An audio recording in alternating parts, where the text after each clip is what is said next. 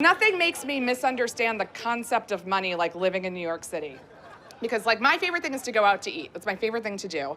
And I love to just like sit at the bar, order a couple glasses of wine, maybe a couple apps, a dessert if it's a good day or a bad one. And I'll get the check and it's $150. And I'm like, yeah, that's what dinner costs.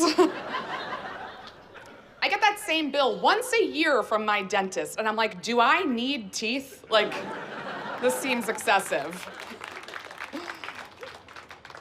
Now, throughout the pandemic, I didn't see many people just because I live in a studio apartment, or as I call it, a practice coffin. So I did see a neighbor of mine, a couple weeks in. I was down in the laundry room of my building, sorry to brag. But I was down there and I was talking to this woman, and she was like, I live in 1B. And I was like, I live in 2B. And she goes, oh my God, you have so much morning sex. And I was like, ah! Ooh. And I was just like, oh no. And she was like, no, it's totally fine. Like, I don't care. It's just I live below you, so I hear all of the banging and the screaming and the moaning and the jumping around and all that. Like, she's like, good for you, but just a heads up, like, I hear all of it. And I was like, oh my God, that's so embarrassing. I am just putting on jeans every day. I had a lot of time during the pandemic to just sit in my little coffin and stalk people on the internet. That's all I really did. Love that. Went on Facebook, found out that my ex is engaged to a woman who looks just like me. I know, we love, right?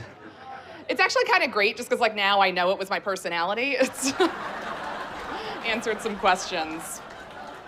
I did have a little bit of a tough pandemic, tougher than others, not just because of the studio apartment. I also had spine surgery halfway through. The worst part of the entire experience is I had a hot surgeon. No, not for me. I don't want a hot surgeon. I don't want a hot doctor of any kind. You know why? Because being hot takes a lot of work. And I'm like, when was medical school, you know? No one wakes up with abs. My surgeon showed up for our follow-up appointment, and he was wearing boots, jeans, a button-down, and a nice slim sweater over it. And I was like, sir, you're gonna have to put on a lab coat. This isn't a wine bar. Like, he told me at that appointment, he was like, we talked about this after surgery, but I don't think you remember because you were still very loopy from the anesthesia. And then he told me a bunch of information I've never heard before in my entire life. And I was like, oh no, I don't remember what he said, but I definitely don't remember what I said. Like, you guys have had Sunday Scaries before, right? You have like 9 or 10 vodka sodas and you have to go home and you're like, don't look at your phone, it's only gonna make you upset. You did some things. Sunday Scaries are nothing compared to anesthesia anxiety.